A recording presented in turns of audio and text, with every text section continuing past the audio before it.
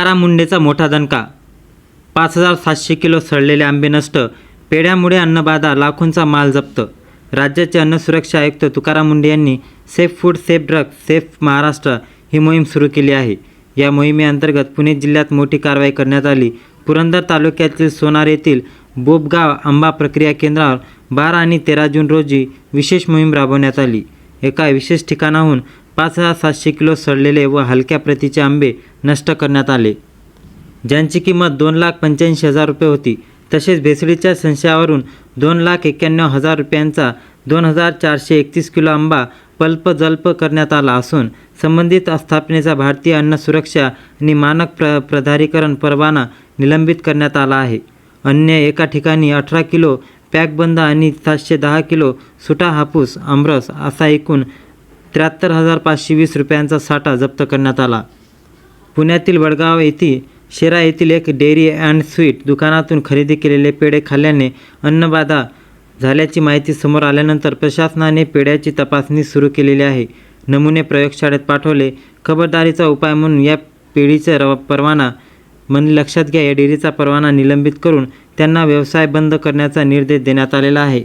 तुकाराम मुंडे सध्या खूप ॲक्शनमध्ये आहे आणि हे ॲक्शन सर्वांवर होणार आहे।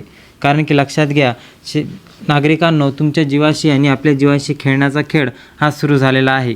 आंबा असो, अन्न असो, पेढे असो, डेअरी असो, दूध असो, गुटखा असो, या प्रत्येक वस्तूमुळे आपल्याला सर्वत्र अशी शरीराची पूर्ण झुंज भरणं काम सुरू आहे आणि या गोष्टीमुळेच आता तुकाराम मुंडे ॲक्शन मोडमध्ये आलेले आहे। नागरिकांनी या गोष्टीची महत्त्वपूर्ण बातमी जाणून घेणे आवश्यक आहे।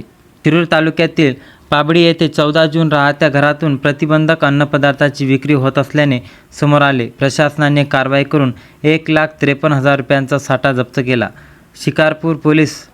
शिक्रापूर पोलीस ठाण्यात गुन्हा दाखल करण्यात आला आहे।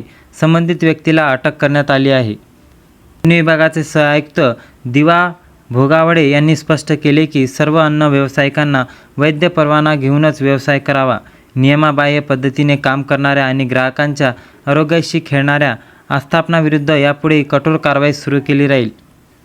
अन्न व्यावसायिकांना प्रशासनाचा इशारा। पुणे विभागाच्या सहआयुक्त दिवा भोगावडे यांनी सर्व अन्न व्यावसायिकांना वैध परवाना घेऊन व्यवसाय करण्याचे आवाहन केले आहे।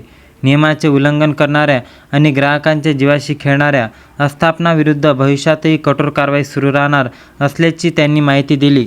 कारण की महत्त्वाची गोष्ट आहे की या सर्व गोष्टीची महत्त्वाची बाब हे ठरणार आहे की नागरिकांनो, प्रत्येक बाबीला आणि प्रत्येक गोष्टीला जाणून बुजून केलेले कार्य हे चांगले नसते आणि तुम्हाला माहीत असून की हे नागरिकांच्या जीवाशी बेतू शकते, यांनी विषबाधा होऊ शकते, अन्नबाधा होऊ शकते। त्यानंतरही भेसळखोरीचा हा प्रकार समोर येत असल्याने आता तुकाराम मुंडे ॲक्शन मोडमध्ये आहे आणि हे त्यांचं ॲक्शन मोडमध्ये येणं महत्त्वाचं आहे।